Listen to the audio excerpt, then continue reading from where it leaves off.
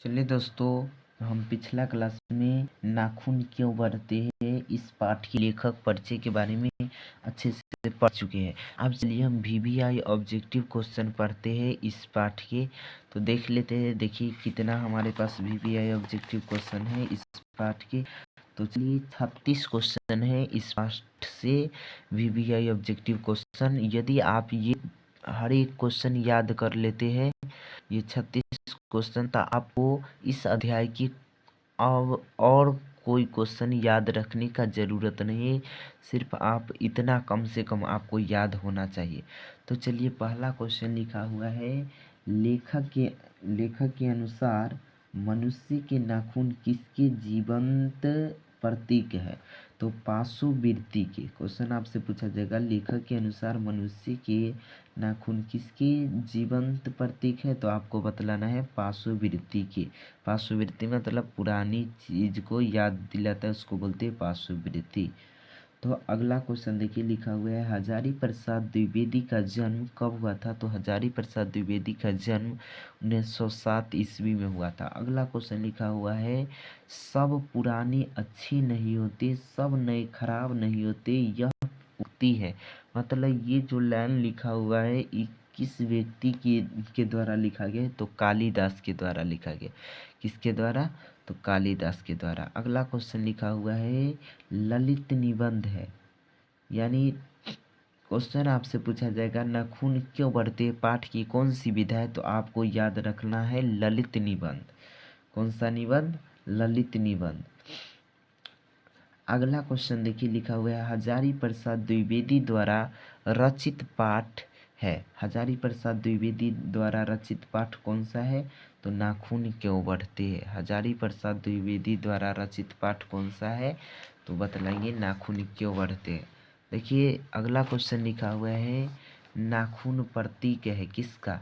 तो आपको बतलाना है पाशुवृत्ति का। यानी नाखून किस चीज़ की याद दिलाता है? तो पाशुवृत्ति का, यानी बीते हुए बात, यानी पुरानी बातों को। अगला लिखा हुआ है, दधीची की हड्डी से बना था, यानी दधीची की हड्डी से क्या बना था? तो आपको बतलाना है इंद्र का वज्र, देवताओं के राजा इंद्र का वज्र। अगला क्वेश्चन लिखा हुआ है, देखिए अगला क्वेश्चन लिखा हुआ है, किसने कहा था सब पुराने अच्छे नहीं होते, सब नए खराब नहीं होते? तो देखिए ऐसा हजारी प्रसाद द्विवेदी ने कहा था। अगला क्वेश्चन है, कुमार गंधर्व क्या थे? तो शास्त्रीय गायक थे। द्विवेदी जी से किसने पूछा था नाखून क्यों बढ़ते हैं? तो उनकी लड़की ने। अगला क्वेश्चन लिखा हुआ है, किस देश के लोग बड़े बड़े नख पसंद करते हैं? तो देखिए किस देश के लोग बड़े बड़े नख पसंद करते हैं? तो गौड़ देश के लोग बड़े बड़े नख पसंद करते हैं। पुराने का मोह सब समय वांछनीय ही नहीं होता। यह पंक्ति किस शीर्षक पाठ की है? तो नाखून क्यों बढ़ते हैं। अगला क्वेश्चन है, अनाम दास का पोथा उपन्यास किस लेखक की कृति है? तो हजारी प्रसाद द्विवेदी की। अगला क्वेश्चन है, हजारी प्रसाद द्विवेदी ने निर्लज अपराधी किसे कहा है? तो नाखून को कहा है। अगला क्वेश्चन लिखा हुआ है, नाखून क्यों बढ़ता है किसका परिणाम है? तो मनुष्य की अंध सहजात वृत्ति का है। क्वेश्चन पूछा जाएगा, नाखून का बढ़ना किसका परिणाम है? तो मनुष्य की अंध सहजात वृत्ति का। अगला क्वेश्चन लिखा हुआ है, मनुष्य की परिस्थिति का संबंध है कैसा? यानी मनुष्य का परिस्थिति का संबंध है, तो आपको बतलाना है द्वंद्वात्मक। कैसा है? द्वंद्वात्मक। अगला क्वेश्चन देखिए, लिखा हुआ है, आलोक पर्व शीर्षक निबंध संग्रह किसकी रचना है? तो हजारी प्रसाद द्विवेदी का। अगला क्वेश्चन लिखा हुआ है, आदमी के नाखून क्यों बढ़ते, यह प्रश्न लेखक से किसने किया? आदमी के नाखून क्यों बढ़ते हैं, यह प्रश्न लेखक से किसने किया? तो छोटी लड़की ने, मतलब लेखक की छोटी बेटी ने। अगला क्वेश्चन लिखा हुआ है, सहजात वृत्ति किसका नाम है? तो अनजान स्मृति का। सहजात वृत्ति किसका नाम है? तो अनजान स्मृति का। अगला क्वेश्चन लिखा हुआ है, गौड़ देश के लोग क्या पसंद करते थे? बड़े बड़े नखों को। क्या पसंद करते थे? बड़े बड़े नखों को। अगला क्वेश्चन लिखा हुआ है, नाखून का बढ़ना किसका परिणाम, प्रमाण नहीं, परिणाम प्रमाण है?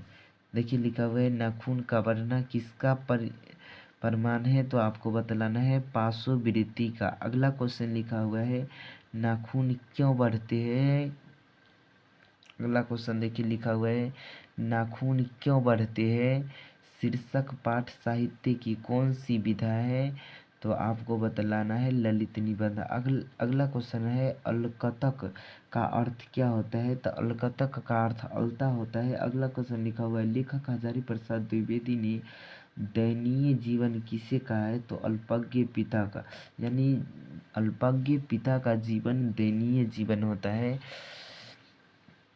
अगला क्वेश्चन देखिए लिखा हुआ है नाखूनों का बढ़ना मनुष्य की किस वृत्ति का परिणाम है, तो पार्श्ववृत्ति का। अगला क्वेश्चन लिखा हुआ है देखिए लिखा हुआ है अगला क्वेश्चन आचार्य हजारी प्रसाद द्विवेदी को उनकी किस रचना पर साहित्य अकादमी को पुरस्कार प्राप्त हुआ है, तो आलोक पर। अगला क्वेश्चन लिखा हुआ है टकसाल शब्द का अर्थ है, तो जहाँ सिक्के ढाले जाते हैं। टकसाल शब्द का अर्थ क्या है, तो जहाँ सिक्के ढाले जाते हैं। ठीक है, अगला क्वेश्चन देखिए